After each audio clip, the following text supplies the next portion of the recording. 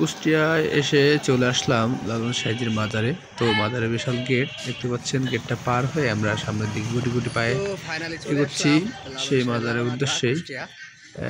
হাজার হাজার লালন ভক্ত এখানে আসে এবং এসে নদীর সেবা দিয়ে যায় অবশ্য।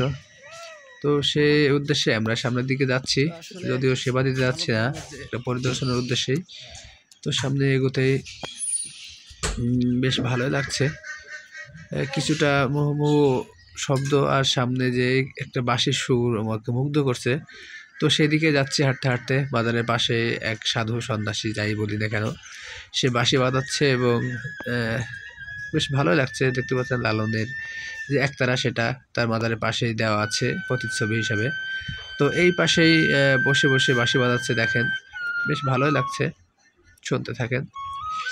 আসলে লালনের এখানে আসলে সাধুদের যে সমাবেশ, সেটা না দেখলে বিশ্বাস করবেন না। আসলে চারিদিকে সাধুদের ছড়াছড়ি।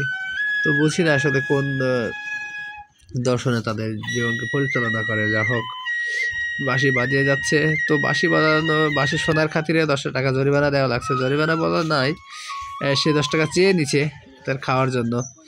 যা হোক, দিয়েছিলাম। তো ওখান থেকে দেখা যাক মাজারের দিকে যাব। তো দেখতে পাচ্ছেন সামনেই সাধুর মাজার, আর মাজারে হাজারো ভক্তদের সমাগম এবং অনেক ভক্ত এখানে সমাধিও আছে। তো এই যে মাজার, আর মাজারটার ঠিক পাশেই একটা একতারা প্রতিকৃতি সাধুর। তো ওই যে লালনের একটা ছবি দেওয়া আছে অডিটোরিয়ামে, এই যে তার একতারা প্রতিচ্ছবি। তো যা হোক, মাজারের দিকে যাচ্ছি হাঁটতে হাঁটতে। আগেই বলে নেই, মাজারের ভিতরে ছবি তোলা নিষেধ, এটা জানা ছিল না। যা হোক, বাজারের ভিতরে ঢোকার পরে এক সাধু বাবা এবং তার সাগরেশ নিষেধ করলো যে ওখানে ছবি উঠানো যাবে না। তো এই পর্যন্তই, ভালো থাকবেন, আল্লাহ হাফেজ।